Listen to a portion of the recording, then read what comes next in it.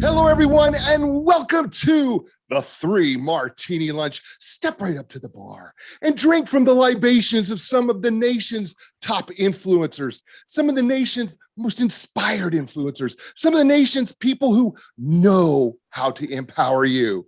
So now, without further ado, let's welcome the necromancer of networking, the king of connection, the prince of putting people together. He is your host and your bartender of a 3 Martini Lunch, Stephen David Elliot. Thank you very much, Jay Izso. We are on the 3 Martini Lunch, a national virtual networking event, and we are going to be bringing to you tips today that are going to help you be more successful and just have a better life. We have some of the best panelists in the industry, and we're so grateful to be with you here today.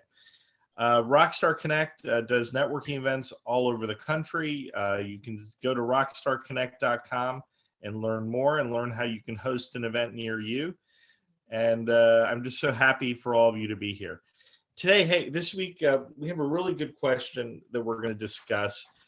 The last 2 weeks have been a little rough for people, not only in the United States, but all over the world.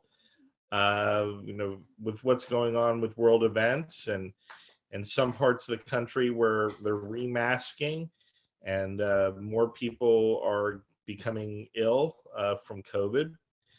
We also have a lot of uncertainty. I mean, that's what I'm having now. I would imagine a lot of your clients are contacting you and saying, can you dust off your crystal ball and tell me what's going to happen in the next 6 months? I'm telling my clients I can't tell them what's going to happen in the next 2 weeks, let alone 6 months. I can tell them, you're going to have dinner tonight probably, but everything else is up in the air. So that's a lot. That's a lot for business people. We have to plan ourselves for our own business. If we're in a service business, we have to help our clients. And it can get to be a lot. It can be a drain on us both emotionally. It can be a drain on us physically. It can impact our immune system. And these are things that we don't want to happen during a pandemic, certainly. So the question that I'm posing this week, when there is uncertainty and things aren't necessarily going exactly the way you want them to go, for yourself personally or for your business, what do you do to set the boat right? What do you do to cheer yourself up, to get yourself on the right path, whether that be something you do that's physical, spiritual, or just a matter of organization or planning in your business? Let's start off. Well, Jay, let's start off with you, Jay, because you'd already started discussing a little bit before we got on the call. Thanks, Steve. And hi, everybody. Rhonda, Katie, Damon, Mark, and everybody out there in watching. It's great to have you aboard and watching that. So for me, here comes Lisa. So when I feel a little down, which I can, it comes at a shock that I do, but I can. And I have had my moments of depression. I've had my moments of doubt. I've had my moments of questioning whether I'm doing the right thing or not. I have kind of a little formula that I use. First thing I do is I make sure I go back to gratitude. It's my very first thing. Wake up in the morning, I actually have gratitude cards. They actually look like that. They say gratitude on them.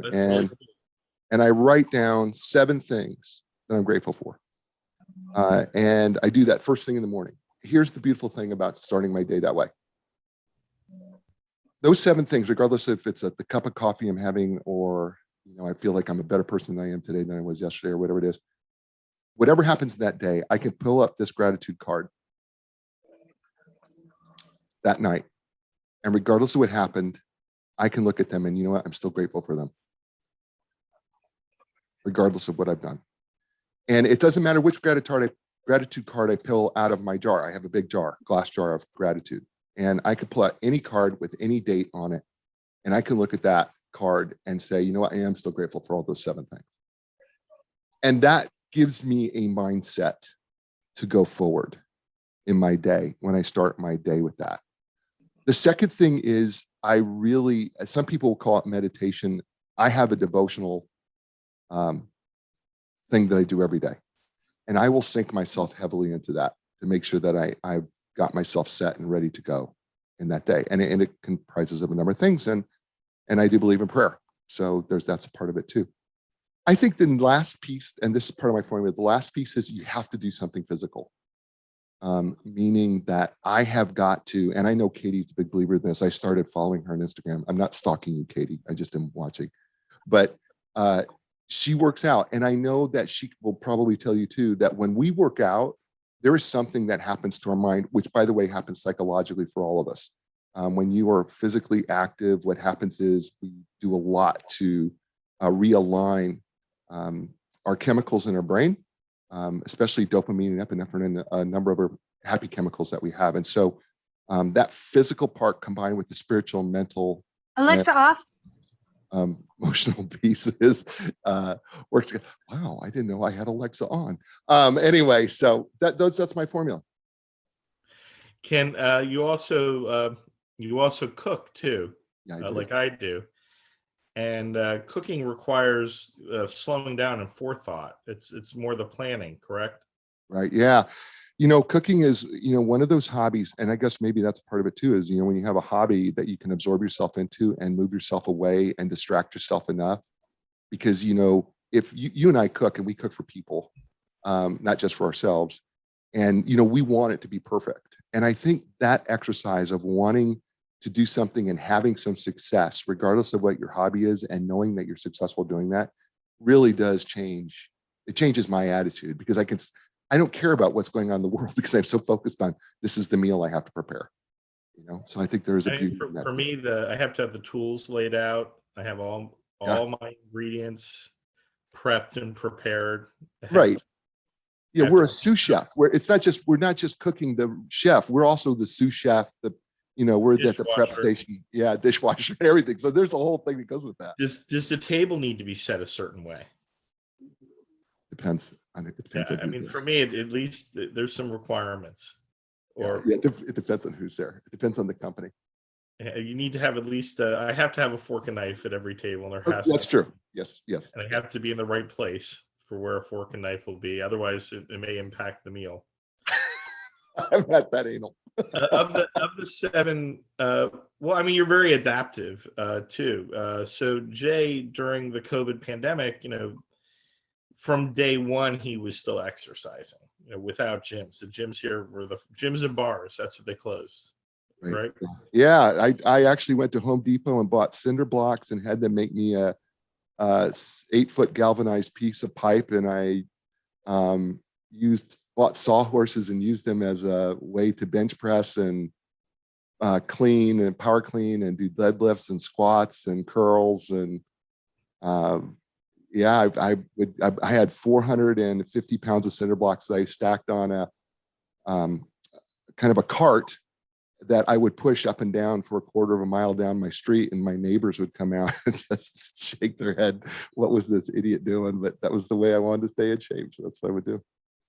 So what do you tell your clients now? They're a little uncertain, and because you're going to do some interviews this week and you're going to tell them, give me your crystal ball.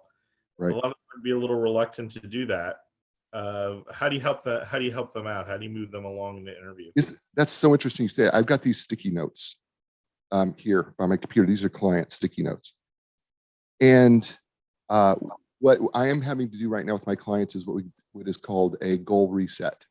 Whatever your goals were at the beginning of the year, we're scratching that. And what we're doing is from here forward, from here to the end of the year, we are starting over the best that we can based on the knowledge and information that we have, is to reset our goals physically, mentally, emotionally, spiritually, professionally, and personally. So what we're trying to do here is what I'm trying to do with my clients, my coaching clients, is to get them to forget about anything that they've done in the past. Forget about what you thought you were going to do this year. Let's just focus on what we can do right now. I want to get them more in the present and stop getting them to think about the past and think too much by not getting too far ahead of themselves in the future. And if I can get them more presently minded, it is a much easier way for them to focus on what can I do now and have a new set of goals. So we're literally throwing out everything that they thought they were going to do in December. I don't care. We're going to go from September 1st forward, kind of like last third or quarter of the year, and work forward. And we literally focus. I literally am focused. Let's talk about what your physical goals are for the year. You know, what are you going to do exercise wise? What are you going to do to eat right? What are you going to do to get more sleep? What are you going to do to drink enough water? What are those goals? Mentally, what books might you read? Are you going to take up for? I have one client who's taking up sign language as part of her mental goals to increase her mental agility, right? Which I think is beautiful because a foreign language or taking up a new instrument can do that. I asked them what emotionally, for instance, the emotional component is how can you control your emotions under stress and under pressure? And then the second piece of that is how well can you understand the emotions of other people? So maybe you got to work on your listening skills. Maybe you got to increase your emotional vocabulary so that you can actually understand and tap into the emotions of others. And then the spiritual thing, you know, what is that for you? Is it, you know, do you believe in God? Do you believe in meditation? Is it walks in nature? Is it something else that you feel brings you back to center in the midst of chaos? And what are you doing? And is that working for you? And then professionally, you know, going forward, you know, best that we can, you know, what are you going to do professionally? Are you going to follow up more? Are you going to make more phone calls? Are you going to do more stuff on the internet? Are you going to work on your social media?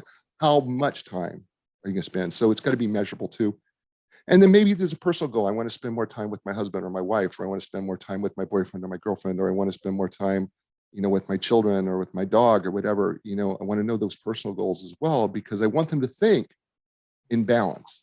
I don't want them to think just about work. I want them to think in balance. I want them to think that, yeah, your work is important, but so is the rest of your life. And so we're establishing these 6 realms of role in your roles and goals that are most important to you, and then establishing those moving forward, and trying to keep people in the present.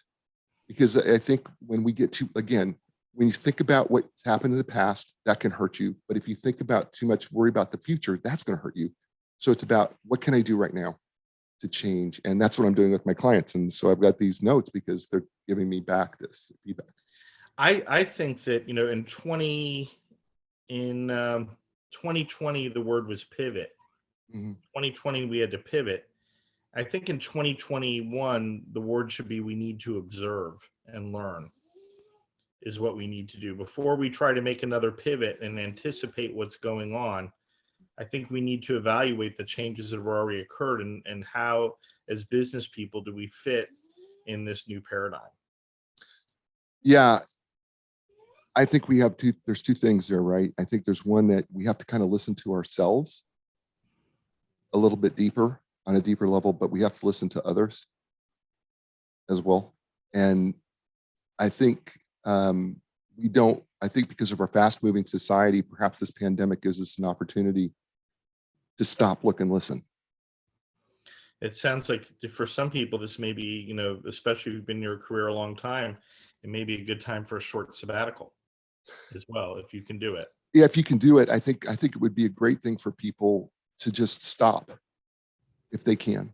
I think there's nothing wrong with that. And it may not be stopping in the sense of completely stopping, but it may be that, you know, I think I'm at a point in time in my career, I just need to focus on something else and stop pressuring myself so hard here so I can focus on this other piece of my life. And it could be something simple as that. Excellent. Rhonda, Sher. So I agree with everything that Jay said about gratitude. In fact, I have my little, it's my book. It's called The 5-Minute Journal, Intelligent Change, and talks about gratitude. So I do this every day. Now you guys will laugh, okay? Because what I used to do prior to the pandemic was I would shop. You know, my joke was I had a black belt in shopping. So for those ladies that remember Stein Mart, it was a very sad day that Stein Mart closed during the pandemic. Yeah, I can see Lisa shaking her head, right? So what I do to reset is I bought myself an electric bike. And so I'll just take my bike out because I'm not in shape. The pandemic really made me a couch potato. So I'll pedal a little bit, and then when I get to the hills and stuff, I'll use the electric part, and I'll just go bike ride and just getting outside and bike riding. I'll bike ride down. I live 3 blocks from the beach, so I'll take a bike ride down to the beach. And that's pretty much how I reset, and sometimes I will just kind of reflect on, all the things that I have to be grateful for, because that list is so long. It really is. And yes, I'll write it down. But and then one of my clients actually taught me this. So this is kind of cool. I have a pendulum. If you've ever seen one of those, and it's all energy driven. So I use the pendulum, and I kind of check in with that. So if I'm really feeling super overwhelmed, I'll use that. So I take a little bit of the practical, which is the shopping, the bike riding, and then the woo-woo, which is the pendulum, which is sort of a combination of who I am anyway. And that's what I do to reset. And then I hang out with cool people like Steven and everybody on Rockstar. So there you go. Yeah, hang out is a great thing. I'll tell you who's great at decompressing and utilizing the common to lift it into the sublime and just make life better. That would be Sarah. And Sarah did have to step out of the room. So she doesn't even know I'm saying this, but retail therapy is a real thing. She really believes in it. She's an excellent shopper. She can go out and get incredible deals, but she loves TJ Maxx. Steinmart isn't around anymore. I know, it's so sad. Well, Sarah and I probably share the same designer. It's called Clearance. That's my favorite designer. Well, 75% off clearance. She likes Saks off Fifth as well. And I like a little shopping too. Marketplace on Facebook has been great for me. I try not to go into crowded stores for no reason. And also, I need to get less than 75% off clearance. I have to pay less than that. My jeans will not allow me to pay retail. I only do wholesale. But another thing Sarah does, like Sarah went outside today and washed both vehicles, hand washed the cars. She could have called someone to do it, but she loves getting that power washer out and getting some sun and walking barefoot on the ground to reconnect with the earth. And it's very, inspirational for me, because I have the tendency to want to be a couch potato. When I'm pouring, you live so far, she could come over here. We have a couple of cars. Right. I'm enjoying, in our new home, we have a fantastic bar. So I've been working on the bar and stocking it. And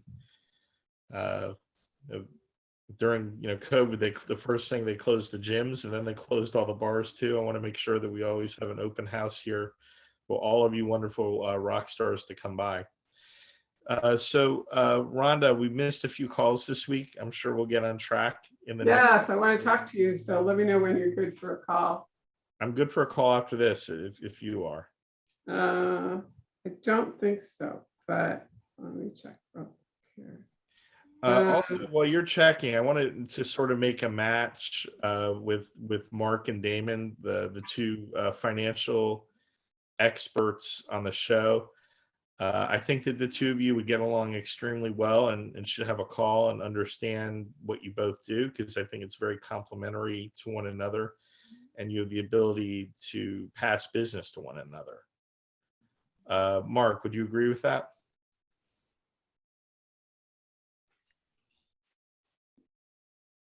Would concur, Steve. So I'd like to make that match. If you guys need each other's numbers, I'll make sure that Sarah gets that to you. Now, Rhonda has a new course that she recently launched. She's been working with Adam Bricker very hard. I think Rhonda's biggest motivator is really helping other people. She does just a giver in the purest way. I shared a post that I shared last year. I think it made even more sense today. It said, don't be upset when someone doesn't do something for you when you do something for them, because life is not transactional. There should be no expectation of that. You already have a return on your investment because you had the ability to give in and of itself. That's a blessing, to be able to give, because a lot of people haven't learned that, and they may not even feel that they have anything to give. So in those, I would say in your gratitude card in your journal, the fact that you are such leaders and impact so many people's lives, that should be the first thing that you write down every day. Because ultimately, every time you get on the phone with someone, your goal is to help them. And I can see Damon nodding his head too, because he believes in this, and so does Lisa and everyone on the show. Mark, I've known Mark for years now. Mark knows a lot about history. He knows a lot about current events through his contacts and through his family. He knows people in the know. Like, he really knows what's going on in the world. So if you want current events explained, if you ask Mark, he's going to tell you. He's not going to just volunteer it. He's going to share that information with you. And that's very helpful when you're planning your business or anything else. But I've never heard Mark, even with the worst news, I've never heard Mark depressed or sad or out of sorts. He's just ready to go. What is it that you do that keeps you so positive and optimistic? Well, it's very basic. All you have to do is read what's going on in the rest of the world to other people, and you look at your situation, and then you realize, wow, I should be grateful because I don't have this going on in my life. So, and what Jay said, big believer in doing something physical, getting outside, clearing your head. Those are my two big things. But the number one I is think just, it's about. I also think it's about relationships. I mean, you're a big believer in relationships, and you have no expectations of anyone to hand you a check or anything along those lines. You like companionship and to surround yourself with intelligent people. that's always a good thing. But every once in a while, stupid people slip through the fence. You can't help that. My father taught me a long time ago. There's stupid people that walk amongst us. You can't help stupid. Someone asked me one time, well, why doesn't everybody do this? And I go, because there's stupid people out there. You just can't help them. And they laughed and they go, you're right. And they called me up a couple weeks later and said, I took that approach to what I do, and you're 100% right. And actually my sales increased because I used to get upset and because I didn't understand why some people didn't want to do something. And then they go, you just realize that they're stupid and you don't have to worry about it. Right. I mean, when you understand why someone does something, it makes it a lot easier to help them when they tell you what their why is, correct? Exactly. I mean, you go back to the Wolf on Wall Street movie, and at the end, he's lost everything. He's a sales trainer. And he goes, please sell this pen. He tells them, it's a Mont Blanc. And you have 2 minutes, go. And he walks around the room and hears people saying, oh, it's a Mont Blanc. It's the Rolls Royce of pens. Feel the weight, feel this, feel that. And he goes, none of you would work for me. Why? Because you don't understand. You're trying to sell the how or the what, not the why. And all you had to do is look at the other person and say, write your name. And they didn't have a pen, they'd have to buy it with a And it's pretty much, I think that's a lot of people fail in that respect, is that they get all involved in the how or the what, but they don't talk about the why. And the why is what makes people move forward. At least in my experience. Absolutely. I mean, it's cognitive therapy 101. You establish a goal and then you do something towards that goal, even if it's, taking out a piece of paper and putting it in a typewriter. That's the start. You can't type without the paper, can't type without the typewriter. But if you don't have either of those, grab out your pen and pencil. Oh yeah. Now, I'm going to move over to Damon, and I hope you guys can connect. We'll make sure that happens. So Damon, you shared many times in the program that when you were a child, you had some uncertainty, you had some sadness, but what you did instead is you made other people happy, and that's how you overcame the sadness and became, the confident person that you are today. Is that a constant process, or is it just you have it always like that? I'm perpetually happy now, Stephen. Nothing else needed. No, I'm just kidding. No, it's always a constant process, I think. Plus, I think, you know, part of the revelation that I think we all need to come to at some point is acknowledging that we don't always have to be happy. Happy is not a guaranteed state of life, you know. I'm reminded of I think it was Alfred Lord Tennyson who wrote a poem, and it ends with, be still, sad heart, and cease repining, for behind the clouds is the sun still shining. Thy fate is the common fate of all, for into every life some rain must fall. And I always remember that. Everyone gets rain, everybody. You know, it's just, you got to figure out what makes you happy. For me, to kind of shake me out of it, I love to sing, I love music. And so I listen to a song that I can sing at full throat. You know, the last time I did that, it was Bat Out of Hell by Meatloaf. I was wondering what you listened to. Oh, I listen to everything, but I can sing Bat Out of Hell, almost all of it, except for that really high note that he hits at the end, because I'll pass out if I try to hit that. And it doesn't look. Satellite radio? No, this is usually in the shower, so it would be really bad if I passed out in the shower and my wife came and found me. That would be pretty. Yeah, that would not be good. But I love to listen to music that uplifts me. The next thing I do is, and I do this a lot with my clients when they're dealing with uncertainty. It's very easy to focus on the now. Oh, these problems we're having now, these are the worst we've ever seen. This is the biggest problem in my life. No, it's not. You've been here before. In fact, I just put out a video to our clients and radio listeners and TV show listeners not too long ago. We've been here before. Maybe not this exact moment, but we've been in moments like this. It's been dark before. The clouds have come before. And guess what? The sun came out again. I'm not trying to downplay that you're going through a difficult time or that you're not scared, but you've been through this before and you came out. We've had periods of upheaval in our country going back to its founding. There have been periods of upheaval throughout human history. And sometimes people did die, and then there were horrible things that happened. But life did go on, and this will also pass. So remind yourself the next time you want to give in to all of the darkness and the fear and the uncertainty, you're strong. You've been here before. You've made it. You know.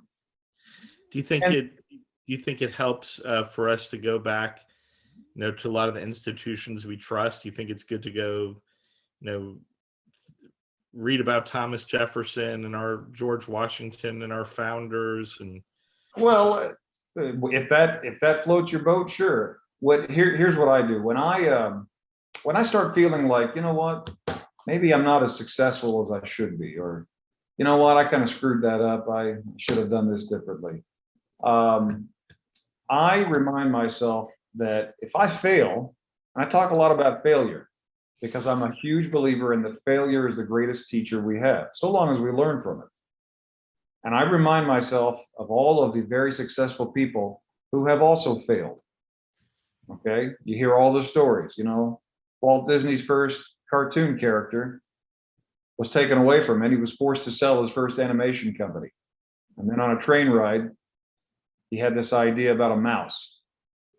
Okay.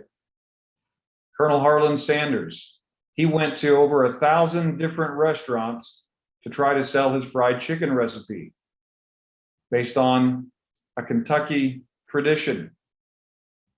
Ironically, the first place that actually accepted him was a little roadside place in Utah. And we know what happened there. Oprah Winfrey was fired from her, you know, one of her jobs in the media because she was said to be, quote, not ready for television, you know. So you got to remind yourself that failure is just part of it. So is uncertainty. And it will get better. The third thing that I do to make sure that I make that prophecy, it's going to get better, come to fruition even faster, is you got to take some small action. You got to do something. It's like a fire, right? Eventually a fire dies down. But generally, to get the flames going again, you just got to give it one little poke. Just move a piece of wood a 1/4 inch to this side and the fire comes back to life, right? So to really make myself feel better, I didn't accomplish anything this day or whatever, I just take some small action. It could be a phone call, it could be an email. I write lots of handwritten notes, which I think is a lost art form these days, to people. And sometimes just that one little thing gets you into, and it's Newton's law, right? An object in motion tends to stay in motion. So just get in motion. Do one thing. Our CEO, Victoria Woods, whom I know you know very well, Stephen, she has a phrase that she says, and I'll end with this. If you wake up and you just feel like, man, I'm in the doldrums, I'm not, what am I going to accomplish? She says, what one small thing can I do today to make a difference in my life and somebody else's? And you just got to keep moving. I don't know if you guys have kids, but if you've ever seen the movie Finding Dory, she just says, just keep swimming, just keep swimming. Keep swimming, yeah. That's what you got to do. Just keep swimming. So for you, what do you got? What do you think of the Great American Songbook? You're a Sinatra fan? Oh, well, you know what? I actually, one of my roles that I played, I played Sky Masterson in Guys and Dolls. And of course, in the Hollywood version of that, Marlon Brando played Sky Masterson, but Frank played Nathan Detroit, kind of the comic character in that. And I always wanted to play Nathan Detroit instead. But anyway, I love Frank. I love Billy Joel. I'm a big Billy Joel fan. And so anyway, but I also like Kiss. I went and saw Kiss in concert not that long ago. So. Yeah, I love all sorts of music, but if I'm in the car and I'm feeling a little bit stressed, if I put on the Sinatra station, yeah, rock takes my blood pressure all the way down. Yeah, I know the words to all those songs. there you go. There you go. Well, hey, you know what? If you really want to get into a great mood, I'm not a big country music fan, but if you want to get into a good mood, take your favorite country song, play it backwards, everything will be okay. That's Okay? right.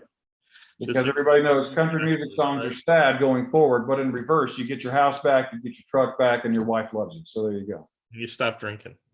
That's right. Katie, so you've discussed this before on the show, techniques that someone can use when things, they just need to right the boat a little bit. Things are uncertain. What do you do? What do you recommend?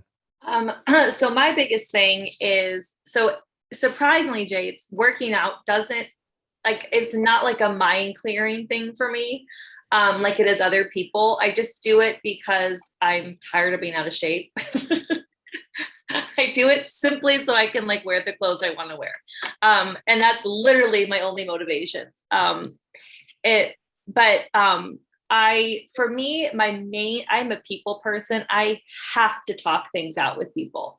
That is if there's a major, the world is falling down around me, I will be on the phone for as long as an entire workday with anyone that will listen and talk to me. And I just call all of my friends, call my parents, and I just have to talk it out over and over and over again and just kind of make a plan. And it's kind of with any issues, for me, it's one, or even if it's not the world falling down around you, it's just, all right, so what do you think we should do next with, how are we going to grow the business? And just start talking about it with someone. The ideas that just start coming out are crazy. They're amazing. And that's how everything has been built around me, has been in discussions with people that are close to my life.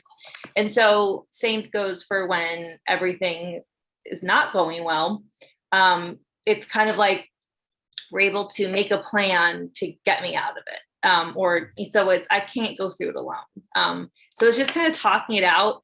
Sometimes I just want to be alone and watch my shows. I'm I'm not working today. I just need a day. I just need to go and watch my shows. Or I need to be social. It's to be the opposite of that. I have to go out and get happy hour with someone. Or, it kind of depends on exactly what the situation is. But for me, it's usually surrounding myself with people. And I just keep pushing forward because I have no other choice. I run 2 businesses by myself. And if I don't do it, then nothing will happen. And there's no one else to blame but me. So then I have to kind of pull myself up and then put what we discussed into action. Are you a good friend? I feel like I'm a good friend. I'm definitely always there to listen and always, offering advice or just say, go ahead and vent. I won't give you advice if you don't want it. But I think most people would, I think all my friends would consider me a good friend. That's terrific. I thought of something. First of all, Damon, that video that you were talking about, can we see that? The one you sent to the clients, is that available anywhere? Yeah, I'm pretty sure I have it on YouTube somewhere. While you guys talk amongst yourselves, I'll see if I can find it. Terrific. I am intrigued by your obsession with Taco Bell. Because I would eat a lot more Taco Bell if Sarah liked Taco Bell. Our younger daughter, she really likes it a lot. But I always thought a great Facebook challenge would be challenging people to eat $50 worth of Taco Bell. I mean, I can eat $20 worth by myself, which is a lot. just- I could get 4 meals there.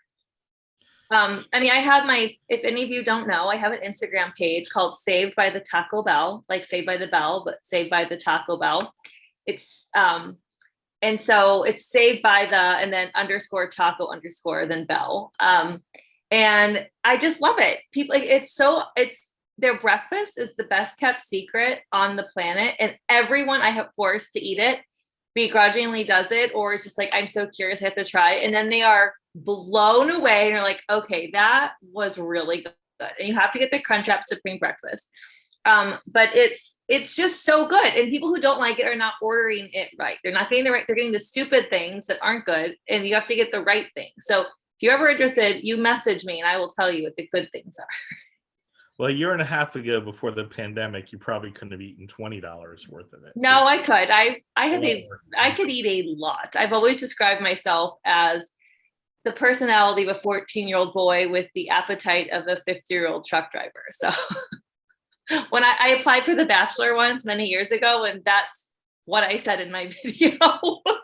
Well, if anybody has any connections to Taco Bell corporate, they should definitely be a sponsor of. I know. Everyone has said that. They're like, how are you? How has that not happened yet?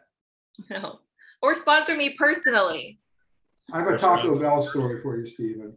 Yes. Mm-hmm. So I believe that Taco Bell's corporate headquarters is right off of Interstate 5 in California, in Orange County. And I had a friend who, many years ago when I was college, we were driving down there. And he goes, look, there's the headquarters of the Mexican Funk Company. I go, where? He goes, right there. And I laughed. I said, you mean Taco Bell? He goes, yeah. But it is in Orange County, right by the airport. So if you ever want to go, Steve, or you ever want to look it up, that's where you got to go. Well, I would like to go there to get Katie hooked up with. Yeah. It's also very hard to call corporate because believe me, I've tried many times when they took away breakfast to find out when it will be back. And you can't just call corporate like you can somewhere else. There's press 1 for complaints, press 2 for it's there's no, and they're just people on the phone. They're not corporate important people. It's impossible it's like you're talking to a store worker when you call. It's very frustrating because they don't care what you have to say and they don't know any information. So I want to get in with the real head honchos. I actually found the house of the person that owns all of the franchise of the Taco Bells around here. It's a humongous house. It's right by me. I mean, my sister-in-law was very upset when they got rid of the taco pizza. Oh, see, that's one of the stupid things I don't like. So I don't miss it. You don't miss it at all. Okay. Devin, it's been a while, a couple weeks since we've seen you.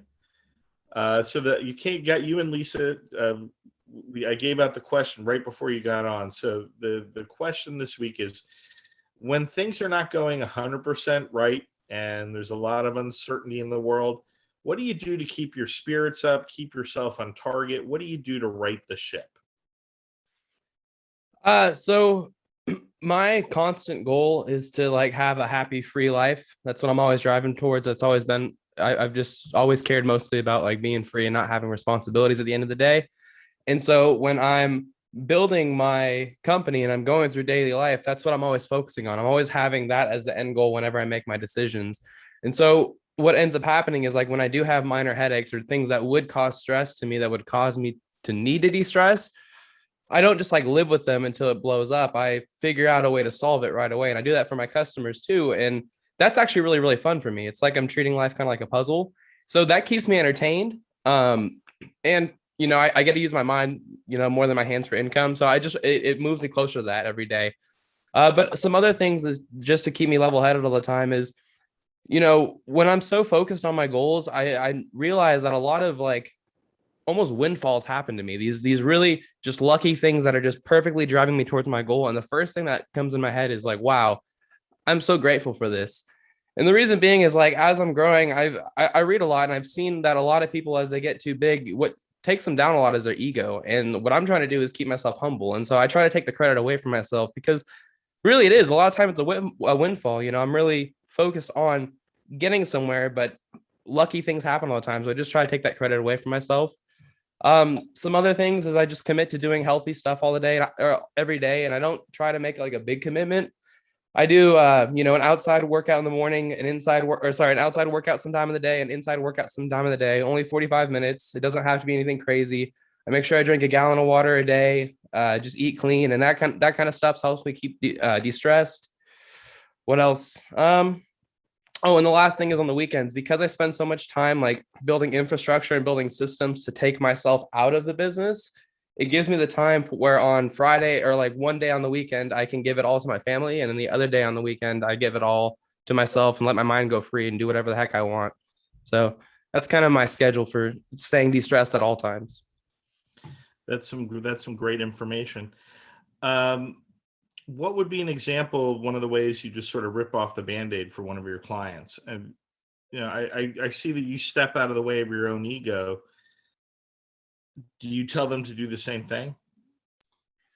Yeah. So a lot of people, I'm very kind about it, but a lot of people have their own ideas about how marketing works. And so when I give them a suggestion on like, hey, to solve this problem, we need to do this. And they go, oh, no, I don't want to do that. That doesn't match what I do. It's like, I understand, but you're having an issue. And so we need to either take the route to fix it, or you're going to continue living with it. And I just kind of point that back at them. It's like, do you have another suggestion? And we can work together. A lot of times we work together and put our brains together, but a lot of times they just like, you have been helping me. I trust your advice. Let's move forward with it. It's just being very direct. So now you're early in your career, but you're having a lot of success. A lot of people deal with, very difficult clients that they'll say things don't work, and you want to have an understanding of why they have that limiting belief. At this stage of the game, have you found that it's easier to try to educate them or say, let's move on to the next client that could benefit more? What I've learned is that for the best products, in my opinion, you have to not just give them like the beginning, but you have to give them the result. And so it's like, for example, with me specifically, I can't just give someone leads and be like, hey, if the leads aren't working, that's your fault. Like, I need to get them set up to those leads turning into customers. And so what that means is like, if they miss a phone call, I have a system set up to text them back so they don't lose that sale. Or if they get a lead in, but they don't have time to manage it, I have an auto, texting and emailing and Facebook messaging system, keeping that lead nurtured. And so all this kind of little stuff, that's really the crux of it. So you're showing them the whole process so they understand exactly what the end result will be. So they can't just say, oh, these leads are crap leads. Yeah, it's like, I want to make sure that there's no way they can say it. So it's like, if my lead comes in, it's going to be followed up all the way to the time where they get a customer, whatever they need to, and whether that means just like booking an appointment for them, or someone showing up at the house to giving an estimate, or maybe some people even need me to get a closed sale.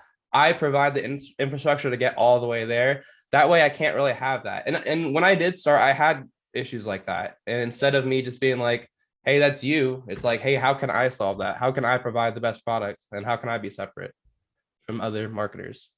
Well, that's great. Good stuff, Devin. Lisa, you know the question. Do you have the answer? I have a gazillion answers, and everybody on here already used a whole bunch of them, which I love because, hey, they work, right? There's the one reason why all of us are picking a lot of the same stuff. And what I've really heard, before I chip in one other thing, what I also heard from a lot of people is that the old Pollyanna in me who believed in everything. She's still there. Always, accentuate the positive. That always, and reaffirming back to people the positive. Even more so than this too shall pass. I am a giant kid. I am a giant kid. I love color. I love clothing. I love fun finds. I love paints. I like to eat with my fingers. So I don't always remember to grab a fork and a knife. I love to eat with my fingers, especially things like asparagus and salad. Crazy, right? Anyway, I have cards too. And these cards, I just want to tell you just a quick little life. I nearly died last year, and I don't want the emphasis to be on that. And the process of bringing myself back to life, I couldn't walk, or I could walk 5 steps at a time. And so I started writing little things on a card. So now for me, the cards are all colorful. They all have stickers on them. They're rented. If you smell really closely, they're written in scented markers so that I can smell them because I love all of these experiences. And when I look at these cards with whatever, this one has a naughty word on it, so if that's not okay. That's fine. Inspire creativity, all these things. And I started walking through my house. 70 steps on the lap I took, right? So 70 steps doesn't sound like much.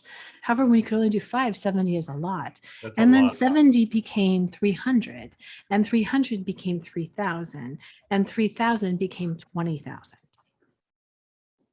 And every day, these cards, I remember that process of coming back to life. And it's a magical thing that life part, that vibrancy, there is so much intrinsic information in there, so much quality, and all of your cells remember it. Me, as I walk the same path, I've diverged. I do a lot of other things too. Every day I still walk the 70 step lap in my house and do however many of these cards that I choose to do. I say the sayings 10 or 28 times. There's a magic to that formula as well. I like to get my hands dirty. I like to touch the earth. I love it when clients come to me with difficulties. And nearly dying also taught me to say the tough thing to a client, because I had a huge people pleaser thing that went back eons and eons and eons, stream that never really wanted to hurt someone's feelings. You know what I mean? I have realized though, that when you don't harp a whole bunch of conditions and a whole bunch of this is how you're supposed to behave, and you just feed the information because it's just data, zeros and ones. Anybody else ever a computer programmer? Everything is just binary code. You just feed the information. There's no rightness, there's no wrongness of it. And simply ask them, is this what you want? What might you like to consider? So I do that for myself with my business too, because I'm taking Irresistible You is finally what the Unf Your Life is my big giant podcast that a lot of people come to. Irresistible You, Irresistible Life, because I realized that it sounds so silly and childlike. However, it's got the essence, it's got everything in there that creates universes and worlds. I play with paint. I always have music playing for the cats, for the plants, for the dogs, for me, for the furniture. I just love music. And sometimes I sing. So fortunately it was opera, and I don't sing opera very well. And I also don't sing in Italian. So I'm not able to do that. So you weren't blessed with my voice along with that. And it's always coming back down to the pivot. I still use pivot as a big part in my thing, because there's always this pivot and pulling energy. There's always this, I speak a woo-woo language too. I like to shop with the best of them. I like to rock with the best of them. And I'm a big woo-woo chick. So as you pull energy towards you, because lots of times there's lots of crap that's out there, that's outside of us, that was fed to us long enough when we were at an age when we were simply funnels for everything to come in. Oh, this must be true. Oh, this must be true.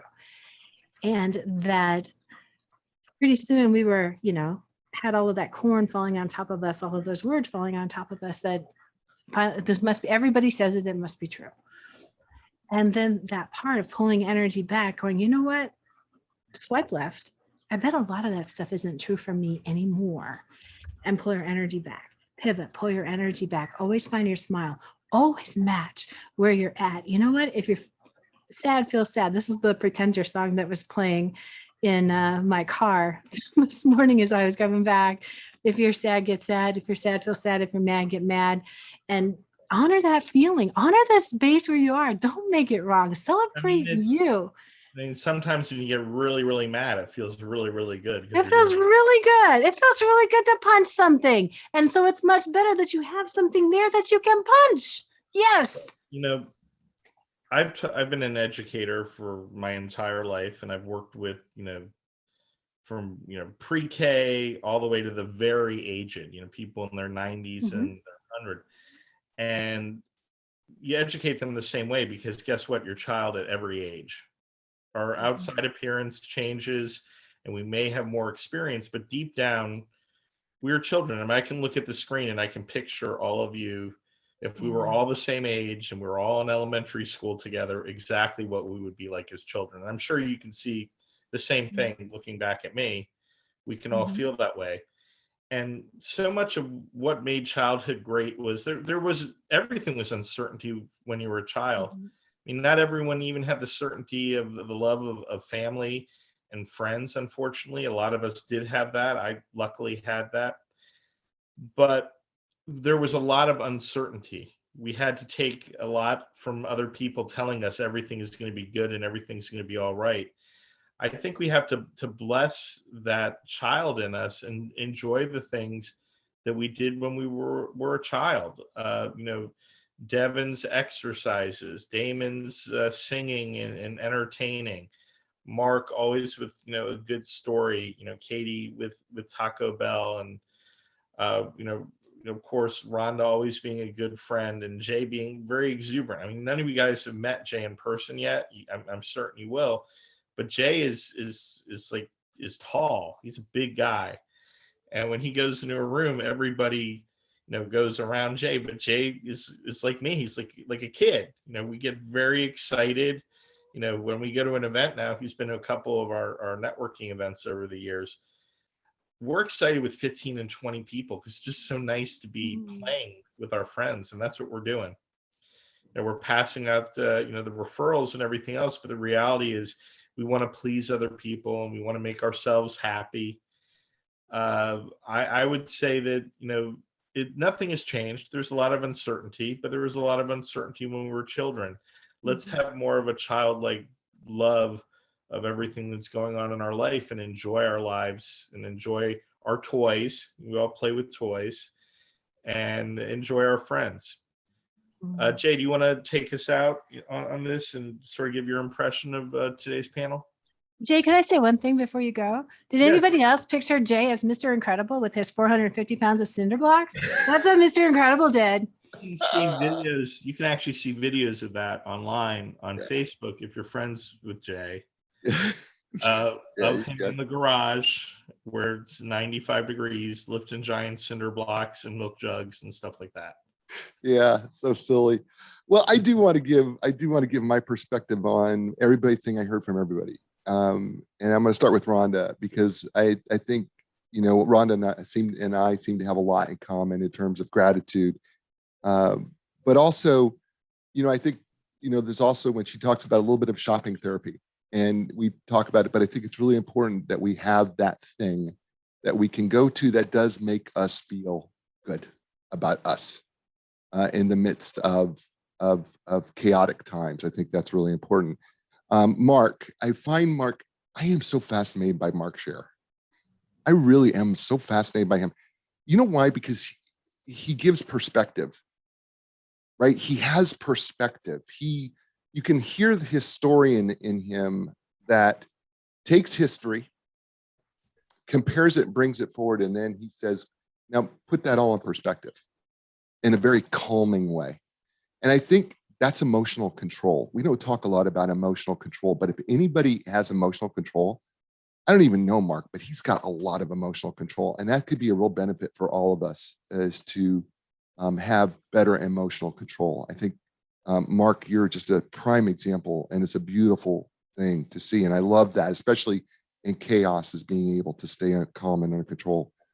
Damon is really interesting, isn't it? Because he is so right-brained and he's in a left-brain business because he's a music guy that music gets to him. But when you hear him talk about poetry, which is basically music without instruments, right? I mean, he quotes Tennyson and he's quoting all these things, and it's that creative, that right side of his brain that allows him to come up with probably creative solutions to problems and chaos, right?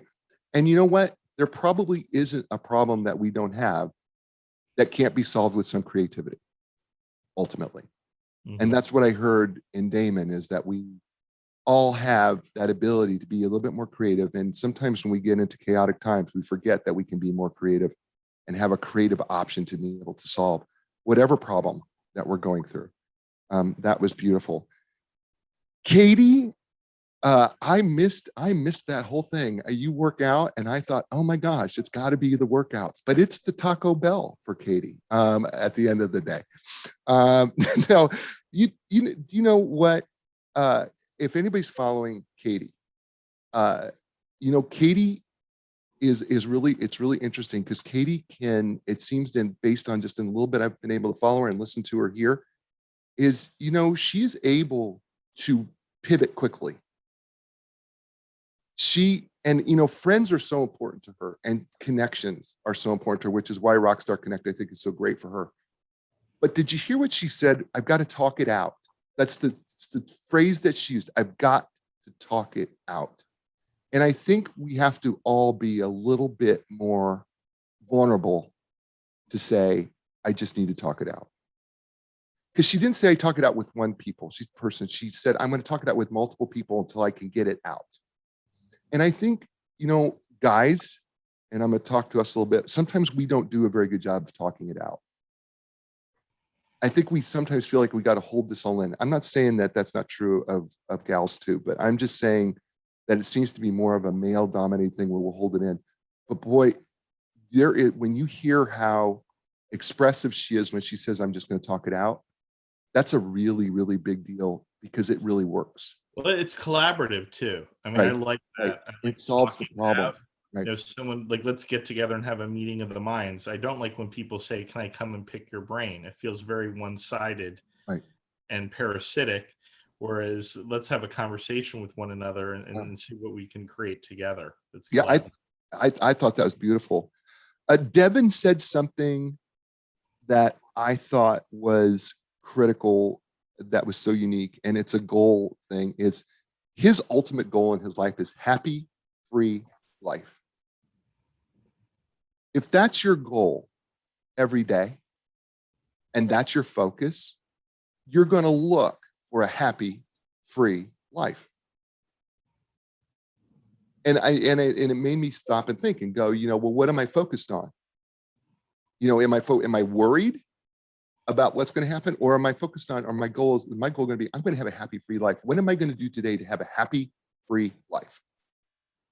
That's pretty powerful when you start thinking about that. That's really powerful. God bless you that you're working out two times a day. I mean, that's fantastic. Good for you, Devin. I was your age once, and that was great too. I used to do that. So, I mean, that was fantastic, but I'm glad that you can do that, Stu. And then finally, Lisa, I think what happens is there's this other part that we don't spend a lot of time, but there's a spiritual connection that certainly comes through with Lisa. And it's a very different spiritual connection than what we think spiritually. I think sometimes we think spiritually in a box, right? But what Lisa's doing is she's thinking spiritually in a whole bigger realm, meaning that I'm in touch with me and something bigger than me, right? That's called this thing called life. And as I continue to operate outside of myself while inside myself, and it sounds a little weird for me to say that, but it's really true, that what's happening is I am actually self-coaching me. And so in essence, what happens is we all could use a little self-coaching in terms of being your own coach. I mean, we don't think about it, but the truth of the matter is, how much time do you actually spend looking at yourself from the outside of yourself?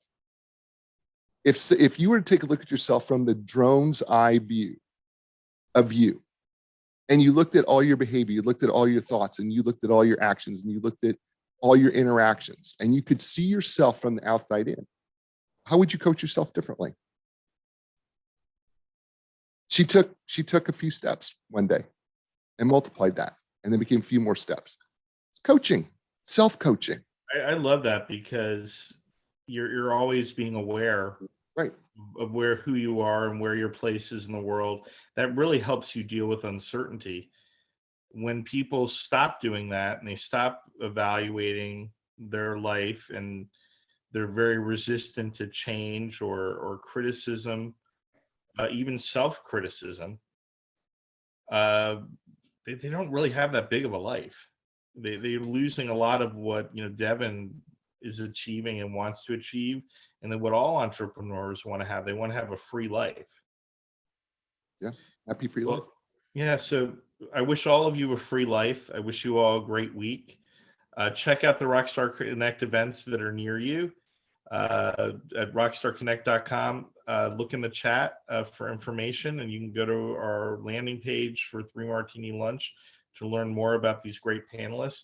Everyone, thank you for joining us this week, and I hope you have a successful, happy, prosperous week ahead of you till we join each other again. Follow Saved by the Taco Bell and tell them to absolutely have Katie be their spokesman. Yeah, I think we might, Katie. I think you made a sale. We may be doing Taco Bell tonight if Evie and I can convince Sarah. Okay, message me for the best items, and I will tell Sarah what to get.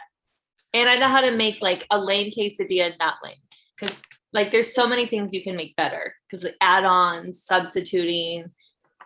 Well, text me the quesadilla, because I know she likes that. I'm in a Facebook group for people that love Taco Bell, and we discuss these things all the time. Well, it's like I'm in the Aldi nerd. Or Jay, check that out. The Aldi nerd group. There's like 85,000 people in it, and they talk about all the different products and what you can make for cheap. Basically, Aldi has become food stamps for the middle class. Everyone have a great week. Thank you. Goodbye.